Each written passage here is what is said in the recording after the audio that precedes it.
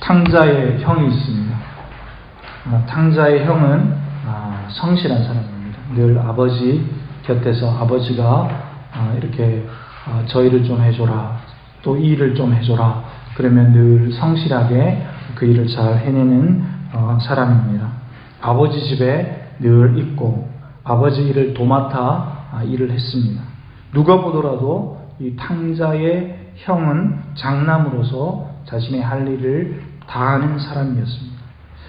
그런데 이 탕자의 형의 마음에는 늘 분노가 있었습니다. 섭섭함이 그 안에는 가득 차 있었습니다. 마음에 장부가 하나 있었어요. 회계 장부가 하나 있었는데 자기가 열심히 일한 거 다 적었습니다. 그리고 아버지에 대한 섭섭함도 다 적어놨어요. 또 동생에 대한 섭섭함도, 재산을 가지고 집을 떠난 탕자에 대한 섭섭함도 다 적었습니다. 그 놈이 없어서 내가 더 많은 일을 한다, 그러면서 막 다 적어놓은 겁니다. 자신의 이 마음 회계 장부에 하나하나 가득 적어놓은 것입니다. 그래서 어느 날 탕자가 돌아오자 아버지에게 화를 내기 시작합니다. 그의 가득 차있던 마음속의 회계 장부를 꺼내서 아버지에게 보여주는 거죠. 분노를 표출하기 시작합니다. 나는 늘 아버지 집에 있었는데 이놈은 아버지 재산을 가지고 지멋대로 살다가 이제 왔는데 왜 저를 위해서 잔치 한번 베풀어주지 않으면서 왜 이놈한테는 이렇게 성대하게 잔치를 베푸십니까?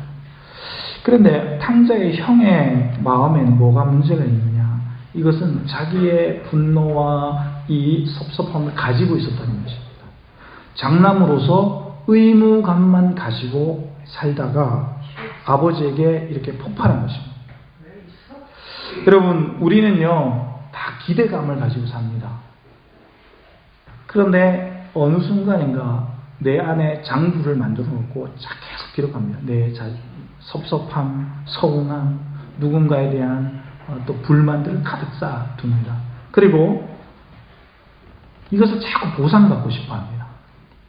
계산기를 두드려가지고 이건 어느 정도의 금액이 나와, 또 이건 이 정도의 보상을 받아야지, 늘 이렇게 생각을 하는 것입니다.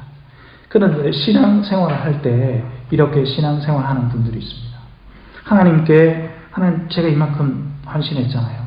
하나님 제가 이만큼 기도했잖아요. 하나님 제가 이만큼 예물을 하나님께 올려드렸잖아요.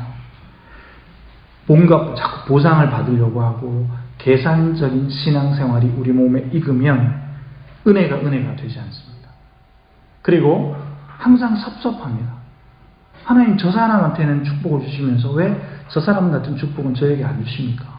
하나님이 나에게 많이 주셨는데 그것을 잊어버리고 잠시만 감사했다가 다른 사람이 복 받는 거, 저 사람은 또 뭐 저런 거 받았는데 왜 저거 안 주십니까? 또 이 사람은 또 이번 주에 들었더니 또 뭔가 뭐 좋은 일이 있대요. 왜 저에게 안 주십니까? 늘 하나님께 섭섭함을 가지고 있는 겁니다. 여러분들은 진짜 은혜 안에 사시는 여러분, 하나님이 계신 것만으로 깊은 은혜를 누리며 사시는 여러분 되시기를 예수님의 이름으로 축복합니다. 우리말 성경, 오늘 읽은 성경은 우리말로 쉽게 풀어선 성경이 있는데, 우리말 성경을 읽어보면 17절에 그대는 자칭 유대 사람이라 합니다. 그런데 율법을 의지하고 하나님을 자랑합니다. 율법의 가르침을 받아서 하나님의 뜻을 잘 알고 있습니다. 지극히 선한 것을 또 분간도 할 줄 압니다. 뭐가 선하고 뭐가 악한 것을 잘 분간합니다. 그리고 그대는 스스로 눈먼 사람의 안내자라고 생각을 합니다. 우리가 그렇다는 겁니다. 나는 유대인의 안내자다. 또 어둠 속에 있는 사람들의 빛이다. 내가 빛의 역할을 한다라고 생각을 한다는 겁니다. 20절에 보니까 어리석은 자의 교사다. 또 어린아이의 선생이라고 우리는 은연중에 믿고 있습니다. 이는 그대가 율법의 지식과 진리의 교훈을 갖고 있기 때문입니다. 하나님의 말씀을 붙들고 있기 때문에 이렇게 생각을 한다는 겁니다. 여러분, 오늘 이 로마서 2장은 우리 성경에 보면 소제목이 붙어 있죠. 1근 17절에 위에 보니까 유대인과 율법이라는 소제목이 딱 붙어 있어요. 그러니까 유대인과 율법에 대한 이야기를 하는 거죠. 오늘 17절과 29절까지는 유대인들이, 바울이 로마 사람들에게 편지를 쓰면서 유대인들이 어떤 사상을 가지고 있느냐를 쭉 얘기를 해줘요. 뭐 어떤 얘기를 하느냐, 유대인들의 그릇된 선민의식을 꼬집어서 얘기를 하는 겁니다. 유대인들은 아브라함의 혈통이라는 자부심을 가지고 있었습니다. 야, 우리는 혈통적으로 순수 혈통이야. 이렇게 얘기했다는 거예요.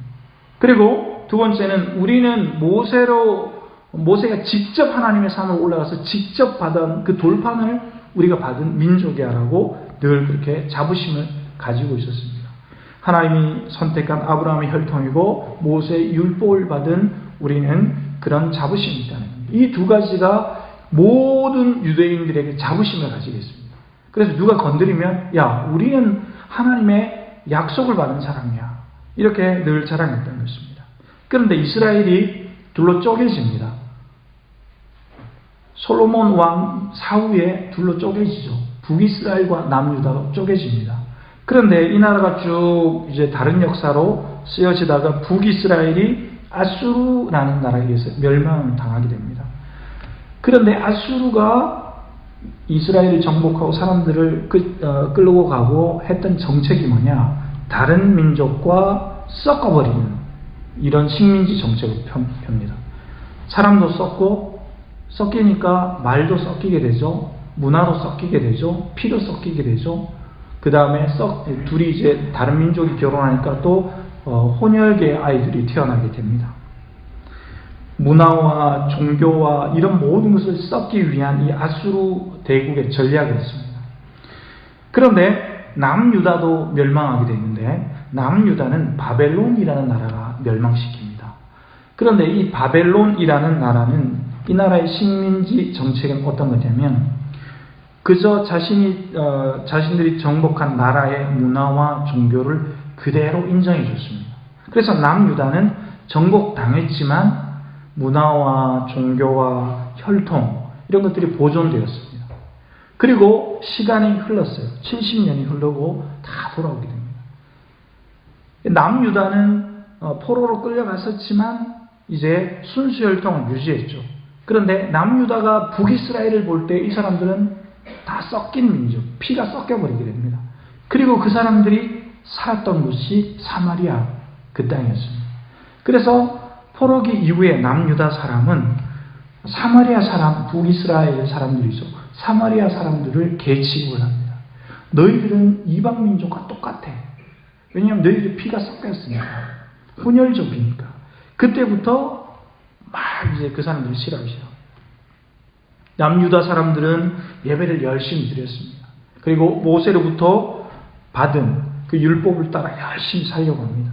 그리고 11조도 열심히 하나님께 드렸습니다. 그런데 이 좋은 선민 사상, 아브라함의 후손이고 모세로부터 직접 율법을 받았다는 정말 멋진 것을 유산을 가지고 있는데 이 선민의식이 나중에 어떻게 되냐면 교만이 되어버립니다. 우리만 선택받은 사람이야. 우리만 강남 사람이야.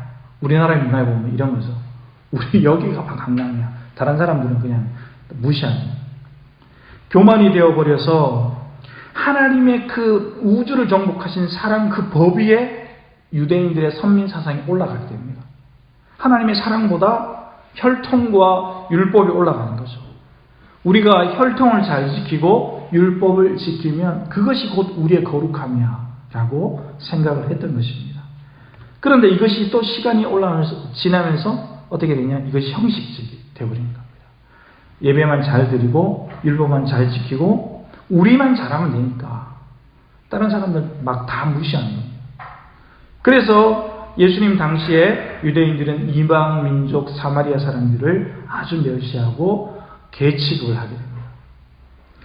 여러분들, 하나님이 나에게 주신 특별함이 있습니다. 우리 모두에게는. 다른 사람이 없는 건 내가 특별히 좀 가지고 있는 게 있어요. 성격적인 장점들. 뭐 이런 것이 있습니다. 하나님이 우리에게 유대인들이 가지고 있는 선민사상과 같은 특별함을 나에게만 주셨습니다. 그런데 나만이 가진 특별함, 그것은 사람들 사이에서 내가 가지고 있는 그 특별함, 달란트를 가지고 자랑하지 말고 하나님 그 달란트를 가지고 하나님이 맡기신 사명을 감당하라고. 그 사명이 뭡니까?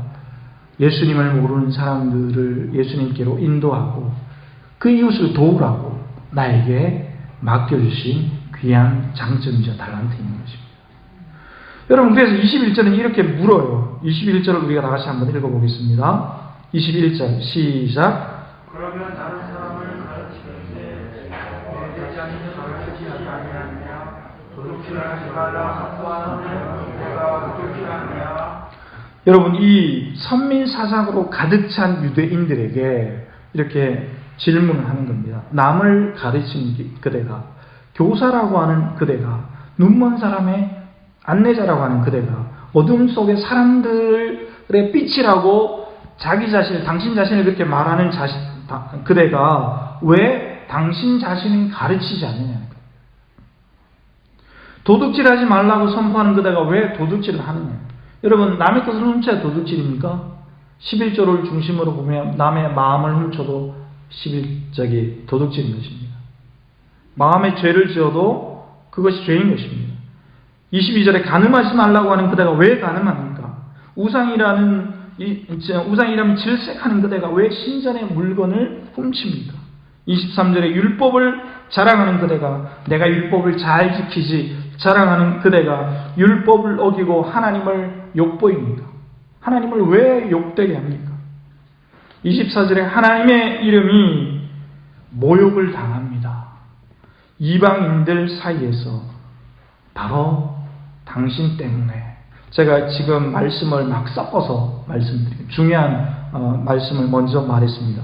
하나님의 이름이 너희로 인해 이방 사람들 가운데 모욕을 당한다. 이 말을 섞었어요. 하나님의 이름이 모욕을 당합니다. 이방 사람들 가운데 당신 때문에. 그러면 왜 모욕을 당합니까? 아니, 내가 언제 하나님의 이름을 욕보였습니까? 여러분, 우리는 하나님이 우리에게 특별한 말씀을 주셨죠. 이게 하나님의 법이죠. 하나님이 우리에게 법을 주신 이유는 우리가 거룩한 백성이 되라고 주신 것입니다. 하나님의 또 사명을 감당하라고 우리에게 말씀을 선물해 주신 것입니다.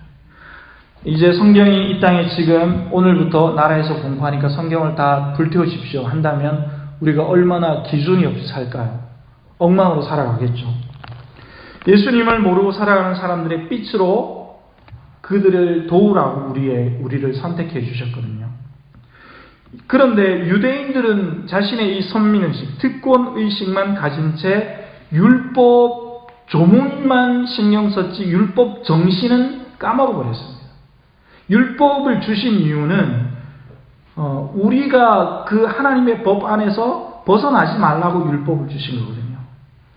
그래서 율법 정신을 이해하는데 율법 조항에만 치우친 유대인들의 삶이 된 것입니다.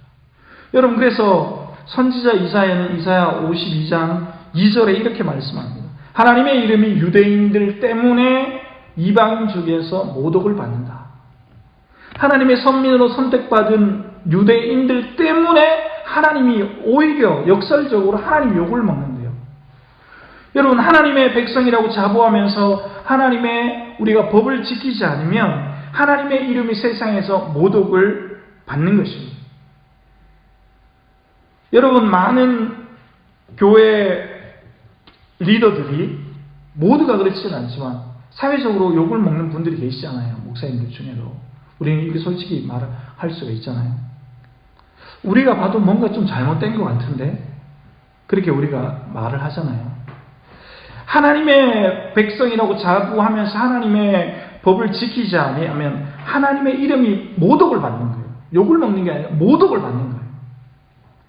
그래서 우리가 범죄를 하면, 우리가 죄를 지으면 하나님의 이름이 세상에서 모독을 받게 됩니다. 왜 그러냐? 그것은 바로 우리가 하나님의 백성이라고 사람들은 알고 있기 때문입니다.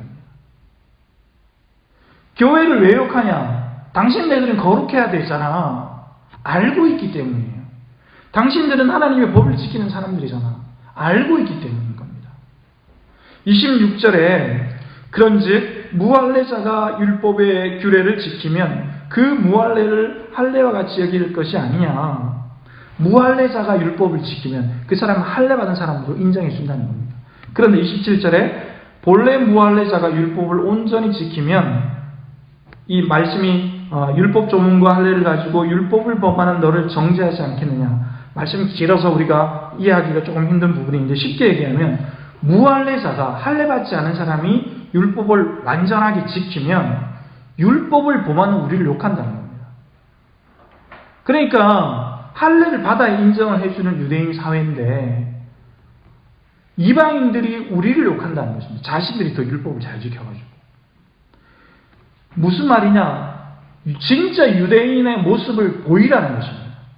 진짜 우리의 관점에서 생각하면 우리가 살아가는 이 현실의 모습에 보이면 무슨 말이냐? 진짜 그리스도인의 모습을 보이라는 것입니다. 진짜 제자의 모습을 보여달라는 것입니다. 교회가 욕먹으면 우리가 일어나서 세상과 싸워야 합니까? 성경은 그렇게 얘기 안 합니다. 성경은 하나님의 말씀대로 잘 사는 것을 보여줘라 라고 말씀합니다. 하나님의 말씀을 잘 지켜서 하나님이 심판할 거니까 너희들은 너희 자리에서 그리스도인답게 주님의 제자답게 너희들의 모습을 참 제자의 모습을 보이라는 것입니다. 오늘 제목이 진짜 제자입니까? 라는 겁니다. 진짜의 모습을 보이라는 겁니다. 진짜인 척 가짜로 살지 말고. 여러분 그래서 28절에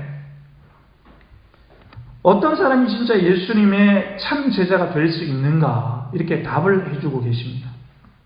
28절에는 무릇 표면적 유대인이 유대인이 아니다. 표면적 육신의 할례가 할례가 아니다. 유대인이고 할례를 받아서 구별된 사람인 것처럼 보여지지만 겉으로 보이는 것, 껍데기만 유대인이 돼서는 안 된다는 거예요. 유대인들은 아브라함의 후손이었고 모세로부터 율법을 받았지만 표면적 유대인이 많다는 거예요. 오늘날 표면적 그리스도인들이 많다는 거예요. 오늘날 겉으로 보이기 위한 제자들이 많다는 거예요. 여러분 이 시대 우리가 새벽에 신명기를 계속 나누고 있는데 진짜가 아니면 모든 것은 드러나게 되어 있습니다. 시간이 지나면 다 드러나요. 예수님을 기독교를 종교로 믿는 사람들은 다 떨어져 나가게 되어 있습니다. 여러분 한국교회가 성도가 줍니다. 한국교회가 줄어서 걱정을 많이 하네요. 그런데 한편에서는 어떤 얘기를 하느냐, 어떤 목사님들 이거 줄어야 된다. 왜 줄어야 되냐? 진짜만 남아야 된다. 진짜 예수를 잘 믿는 사람 하나님 믿어야 된다. 저는 그 말에 어느 정도 공감을 합니다.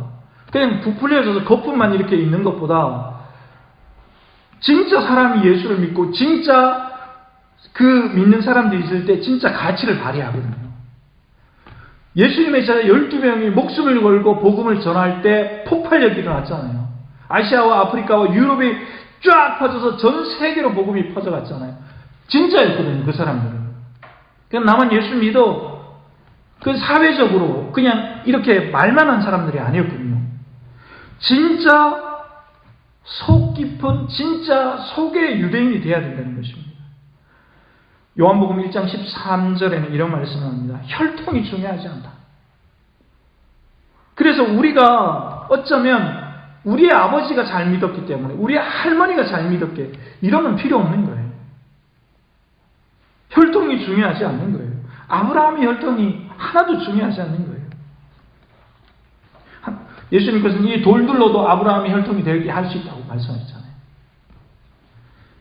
그래서 아브라함의 믿음을 따라 영적인 아브라함의 자손이 되어야 되는 겁니다. 영적인 아브라함의 자손. 그리고 믿음으로 사는 진짜 의인이 되어야 되는 것입니다. 여러분 진짜는 항상 드러나게 되어 있습니다. 가짜가 판을 치지만 모든 것을 뒤덮지만 결국 진짜는 나타나게 돼 있어요. 진짜 하나님의 택함을 받은 사람, 진짜 예수님의 길을 걷고자 하는 진짜 제자가 여러분 모두가 되시기를 예수님의 이름으로 축복합니다. 진짜는 예수 그리스도의 십자가 복음을 들고 있는 사람입니다. 세상의 이 주류에 흔들리는 사람이 아니에요. 늘 그리스도인들은 영유하는 사람이었습니다. 언제 그리스도인들이 세상의 줄에 휩쓸려 살았습니까? 그렇게 산 적이 한 번도 없어요. 진짜는 항상 복음을 붙들고 영유해서 살았기 때문에 복음을 지킬 수 있었던 것입니다. 그래서 29절은 우리에게 말씀합니다. 오늘 결론이 29절입니다. 29절을 다 같이 한번 큰 소리로 한번 읽어보겠습니다. 시작. 오직 이면적 유대인이 유대인이며 할례는 마음에 알지니 영에 있고 율법 조문에 있지 아니한 것이라. 그 칭찬이 사람에게서가 아니요 다만 하나님에게서니라. 그래서 여러분 오늘 결론의 말씀이 뭡니까? 표면적 유대인이 중요한 게 아니라 혈통이나 뭐 율법을 잘 지킨다고 그것이 진짜 유대인이 아니라 이면적 속 사람이 진짜여야 한다는 것입니다. 여러분 교회가 부흥하는 원리는 진짜 사람이 교회에 많아야 됩니다. 진짜 예배자가 교회에 많아야 됩니다. 어떤 교회는 사람들이 많이 와서 예배하는데 그걸 다 어떻게 진짜라고 어떻게 말을 할 수가 있겠습니까? 사람의 수가 아닙니다. 사람이 그럼 적으면 가짜, 그것도 뭐 가짜입니까? 그것도 아니죠. 하나님 앞에 그 이면적 유대인, 진짜 제자가 예배 드릴 때 그 교회가 조금씩 부흥하기 시작하는 겁니다. 여러분, 그래서 시대는 악합니다. 사람들은 많은 소리를 합니다. 그러나 그루터기와 같은 진짜 예수님의 제자는 두벅두벅 걸어가는 것입니다. 여러분들이 그런 신앙이 되시기를 예수님의 이름으로 축복합니다. 디모데후서 3장 5절에 이렇게 말씀합니다. 경건의 모양만 갖추지 마라. 경건의 능력을 부인하는 어리석은 자가 되지 마라. 진짜가 되어라. 이 시대에 필요한 것은 진짜입니다. 여러분 요즘 4차 산업혁명이라고 그래가지고 인터넷으로 막 사람들이 그것을 이제 인터넷을 이용해서 돈을 많이 법니다. 예전과는 다르게 모든 세상이 흘러갑니다. 유튜브라는 데 생겨가지고 재밌는 영상을 찍어서 개인이 찍어서 올리면 사람들이 그걸 많이 보면은 유튜브 회사에서 또 돈을 줘요. 광고를 걸기 싫어서. 그런데 저는 유튜브를 보면서 한 가지 깨달은 게 있어요. 그게 뭐냐면 아무리 사람들이 동영상을 많이 찍고 세상이 지구상의 모든 사람이 동영상을 찍어도 진짜 가치 있는 것만 봐요. 재미가 없으면 쉽게 재미가 없으면 안 봐요. 그러니까 뭐냐? 자기가 정말 가치 있는 걸 동영상으로 딱 찍어야지 사람들의 호기심을 유발한다는 겁니다. 무슨 말이에요? 시대는 아무리 변해도 진짜 실력 있는 사람은 잘 먹고 잘 산다는 거죠. 신앙적으로 풀이하면 진짜 실력이 있는 진짜 예수님의 제자는 언제나 하나님께서 축복을 주시고 그 사람을 통해서 일하신다는 거예요. 그럼 우리는 세상의 그 거품에 섞여 살아가고 있지만 진짜를 잘 키워나가야 합니다. 우리의 영적인 수준은 계속해서 단단하게 키워나가야 합니다. 코로나가 오고 병균이 많이 흘러넘쳐도 세상이 많아도 진짜 하나님을 잘 믿고 우리의 신앙을 잘 지키면 우리는 하나님 앞에 인정받는 사람이 되는 겁니다. 여러분 오늘 말씀의 제목은 진짜 제자입니까? 하는 것입니다. 많은 분들, 많은 깨어있는 성도들이 말합니다. 가짜가 너무 많다. 가짜가 너무 많다. 여러분 그래서 겉모양이 아니라 진짜 예수님을 따르는 제자가 되어야 하는 것입니다. 그래서 저도 목회 철학을 그걸로 잡았습니다. 제자 훈련이다. 왜 그러냐? 진짜 사람을 길러내야 이 어려운 시대에 진짜 신앙으로 승리할 수 있기 때문입니다. 사람 많은 게 뭐가 중요합니까? 물론 많으면 좋죠. 그런데 그보다 더 중요한 게 있어요. 진짜 사람이 있어야 돼요. 진짜 교회 예배드려요. 진짜 하나님을 사랑하는 사람, 진짜 눈물을 흘리며 자기 자신의 죄를 애통하는 사람이 교회에 있어야 진짜 좋은 교회가 되는 거죠. 여러분 우리 아이들이 이제 와서 예배를 하잖아요. 4주 됐잖아요. 오늘도 아이들이 와서 예배를 함께 했어요. 아이들이 얼마나 순수합니까? 우리 찬양 부르자, 말씀 같이 듣자. 아이들이 눈을 동그랗게 뜨고 봅니다. 이 시대는 진짜를 요구를 합니다. 가짜가 아무리 많아도 진짜는 가치 있고 인정을 받는 것입니다. 여러분 진짜 예수님을 따르는 제자, 진짜 제자가 되지 않으면 폭풍이 몰아치고 파도가 치고 광풍이 불면 전부 다 날아가게 되어 있습니다. 여러분, 이제 말씀을 마칩니다. 성경은 인류의 역사가 항상 진짜와 가짜의 싸움이라고 말씀하십니다. 우리 시대도 똑같습니다. 우리 다음 시대도 똑같습니다. 성도는 다른 사람이 어떻게 나를 쳐다보고 있느냐, 그래서 포장하는 사람들이 되어서는 안 됩니다. 성도는 하나님이 나를 어떻게 생각하시느냐, 하나님 앞에 늘 진짜로 서 있는 모습이 되어야 하겠습니다. 이번 한 주간 여러분들 살아가실 때 하나님 앞에 진짜 경건한 모습으로 살아내시는 여러분 되시기를 예수님의 이름으로 축복합니다.